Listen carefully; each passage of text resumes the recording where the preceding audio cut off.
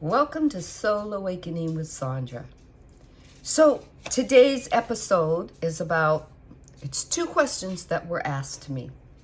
And they both have, I think they both are, they go hand in hand. I think they're tandem, they're layered. So the first question was, why did I feel the need to pull away from church? Or from religion, organized religion. And the second question is, do I miss anything about going to church? And actually there was another, the second one is kind of twofold question, kind of. It's, do I miss going to church? And am I worshiping the same God that I used to worship when I went to church? So actually, I think that's three questions, right? So the first question, I'm going to answer it because I was very young when I started on my spiritual path. And that's what it's believed to be called now. And it was basically me being a certain age of asking questions and expecting answers. Because when you're really, really young, you go, why? And you hear your if you're asking your parents, you say they'll say, because I told you so, or because I said it was so, or whatnot. And usually the questions that you're asking to your parents and they're giving you that answer, it suffices. Because you're young enough to go, okay, my question was answered. Unless you're a prodigy. And then you start asking questions when you're very, very early, expecting reasonable answers, right? So I was about 10. And I had started to see gaps in what I was learning and what I was reading in Sunday school and whatnot, and those gaps began to be questions about what is now.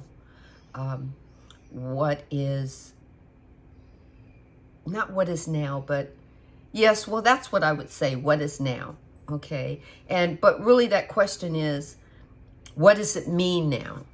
And what is there that I'm missing that would tie all the stories in the Bible together? Right? I knew as a youngster that the Bible was inspired by God and written by man, quote unquote, man of mankind. And I knew then that it was quite old, over 2,000 years. And I knew that, the Old Testament and the New Testament were different stories about different time periods. So I knew this. But the stories themselves had gaps. Didn't know what the gaps were, just knew that there was something that would put the story, tie the story all together, right? Like this. And it wasn't like that. It was, there was something missing. There wasn't this here and this here and this here. They were missing. So, I started asking my parents, my mother. And my mother said, well, if you're not comfortable, go ahead and, I went to a Baptist church and I thought maybe it was just because it was Baptist and they were worshiping a certain way. And maybe going somewhere else, the worship would be different and the gaps would be filled. So about 10 years old, I'm thinking more between 10 and 12, I got permission from my mom, and my best friend got permission from her mom. Very forward-thinking mothers, right? And we started going to different Bible studies and going to church and seeing what the worship was about, what the word was about, and basically watching how individuals interacted in church through their church groups and their, whatnot, and in order to find those gaps. And I'm Baptist, Methodist, Lutheran, I even went when I was younger. I went to a Catholic church with my aunt, and you know, things just. Even then, I was a little bit even younger then when I went there, and it just didn't make any sense to me. So the questions just kept getting asked. My thing was, as a kid, you should be able to apply religion to your real life, right? You should be able to apply God to any part of your life possible, because I believed that God was in everything, or at least that's what I was told. You know, but I also was told that Adam sinned because Eve was tricked by a snake that tricked her and beguiled her into eating the forbidden fruit, and then she gave it to Adam, and Adam didn't have enough backbone to say no, so he ate, and they jettisoned humankind into sinful nature. And that God was going to blame everyone for their mistake. And as a child, as a preteen, that didn't sit with me well. Because the God that I was taught about was this loving God, and all of a sudden now he's mad enough to smite us and say, now you got to prove that you're worthy. You're sinful. I made you beautiful. I gave you the essence of who we are as God. We made you in our image. I read that. And then all of a sudden, God turned spiteful. Yes? First half of the Bible is about God testing people to bring your son to the altar and offer him and almost kill him, and then you're redeemed. You're worthy to carry my word. Or if you smite this tribe and you do it but don't take any of the spoils, then I'll make you a worthy tribe. Now God's a spiteful God and he's a warring God. I just didn't get that. So that's what made me kind of, those questions left holes. And as the more I got into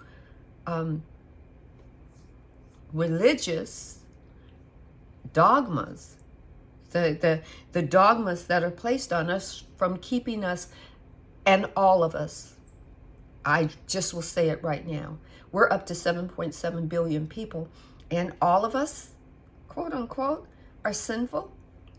Really? It didn't work for me. It still doesn't work for me now.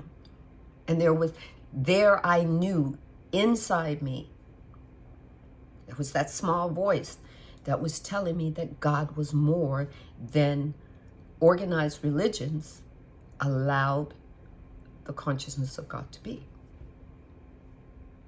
We were seeing and feeling God in the perception of others who told us this is how God is.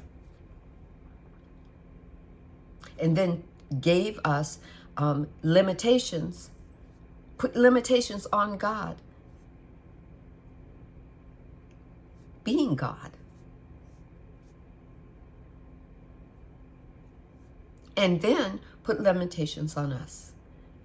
So here we are, we're birthed into this beautiful world. We're given these beautiful bodies. We do have a soul, but we're never taught about our soul in traditional church. We're taught about God being an anthropomorphic God in the sky, who made us in their image, hands and body, right? And then the same God that said in the book of Genesis, after he created us, and everything it is good.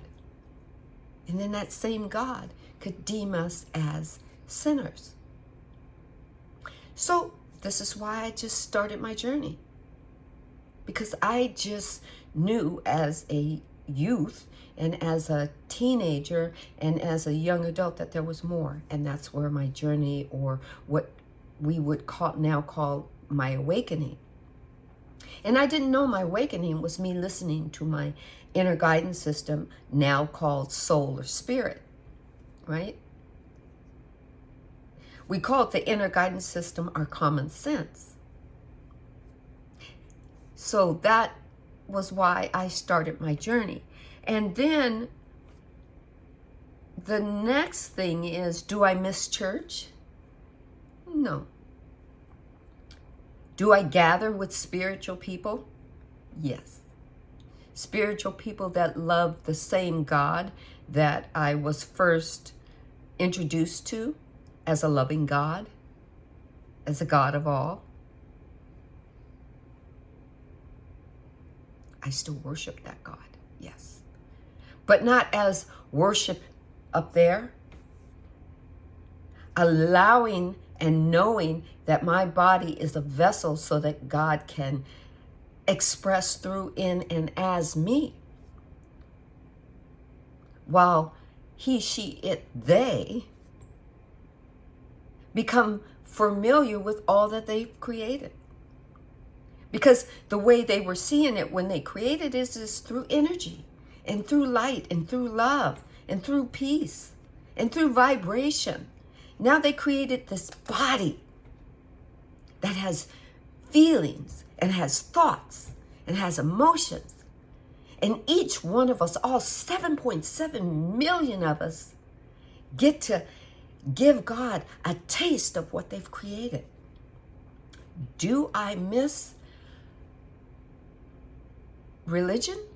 No. The religious dogmas that I grew up through told me that I was a sinner, that I had to go make myself worthy and then wait till I die so that God could deem me worthy to either be in heaven or be in hell.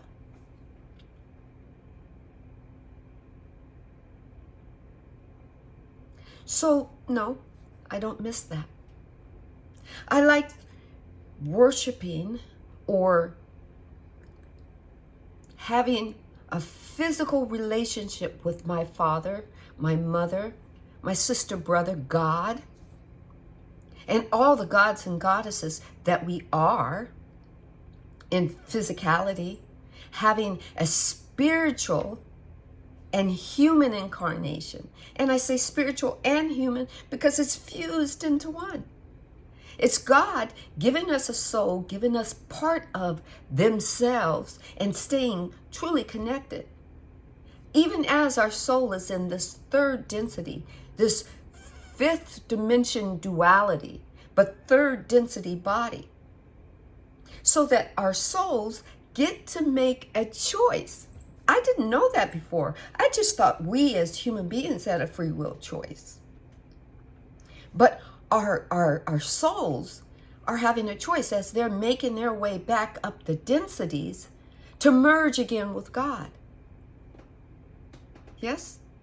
So that it's kind of like being kind of jacked in as a computer, and then you have all these little mini computers out there seeing, feeling, touching, being, and then it comes back and it becomes the collective, and it gives the big giant computer all of its knowledge on Sandy, all of its knowledge on you.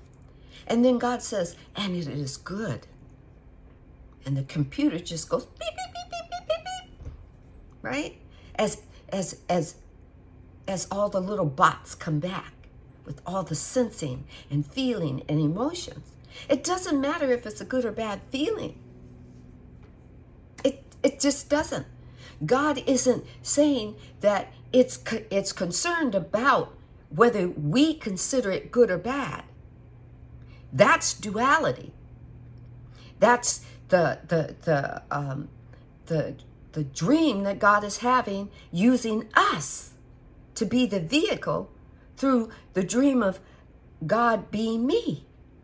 I'm Sandy, and look at her wonderful dreams. Look at her wonderful dreams, even though they're reality to us. So do I miss religion? No. Religion teaches us to allow the layers to stay there. Religion teaches us that somebody else has put in the perceptions of what they think about you and how you should maneuver in this life called you. And it's not just religion. It's your government. It could be your university teacher. It could be your mother and father. And mother and father, don't go yelling at your mother and father. They probably don't even know that they have those records playing in their subconscious about how they perceive themselves. And they perceive themselves as somebody else told them to perceive it. It's been going on a long time. So do I miss organized religion? No. Do I love the Spirit of God as God is moving through me, in me, and as me? Oh, hell yes. Because now I understand that I am not just a survivor, I am a thriver. Now I get to peel back those layers and call forth the little me's that lived life based on those perceptions of others, those stories that others either gave me. I thought about them and thought about them and thought about them. They became my belief, and then they became my truth. And now I get to peel them back and call them forward and tell that 5-year-old, it's okay. You don't have to hold on to that anymore. I understand you don't know why you held on to that for so long. But let's let it go. Let's surrender it, give it back to the universe, and let's write a new story. Come on, come forward with me. Did you know we are the co-creator? That's what I want to tell every little mini me that has had a perception, a false perception of who I was. Come on forward. Do I miss organized religion that I moved from? And yes, it was hard to move because I had family who I loved dearly, who were still hearing that loop, hearing that recording, hearing that broke record. But it is not that I am called to change them. It is I am called to plant a seed, or I am called to be the waterer, the tender to the garden. Or maybe I'm called to be the harvester, to either harvest or be a harvest with someone. It all depends on what my soul is calling me to do. Because now I get it. My soul chose me, chose this able, beautiful, wonderful body to experience a human incarnation with. And then be jacked in to the Mother, Father, God, who is sensing everything and not judging me for anything. If I'm making a mistake, it is a mistake, and I get to take it again. And I get to tune in and tap in to all the wonderful laws of the universe that God, Source, whatever you want to call it, Jehovah, Yahweh, Buddha, whatever name you want to give the source of God, the source of all, the law of one, whatever you want to give that title, I get to be jacked into it. And God gets to see that I'm making choices. I'm making free will choices. Some of them feel good, some of them don't. But the feeling is for us to feel. God doesn't care about the feeling. It's just feeling it. It's not judging it. We're the only ones that are judging it, because if we see that it does not feel good, we get to move away from it. We get to close that chapter, and then we get to observe it, which is called our past, observe it, and see where we want to take the pen out of something. Okay, you can't take the pen out of the past, but you definitely can do something different in your present moment. right?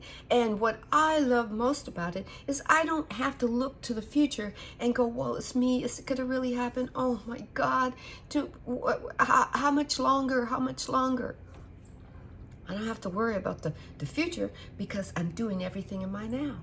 I did not know I could live in every now moment. I did not know that. Will I go back to organized religion? No. Will I move forward in the consciousness of God that is everything, that is a presence and never an absent? It never leaves you. We may forget about God from time to time because we pile on another layer of how we perceive things to be. Yes? We are living this human experience so that our soul can be tuned in and tapped into us and say, see, this is Sandy. She's making these choices. There's Sandy again. She's changing. She's doing a 360. Right? Or she's sending a thought out into the universe because it's for her greater good, and the law of attraction is bringing it back to her. Because she's feeling what it feels like to be whatever she just sent out. She's constantly feeling it.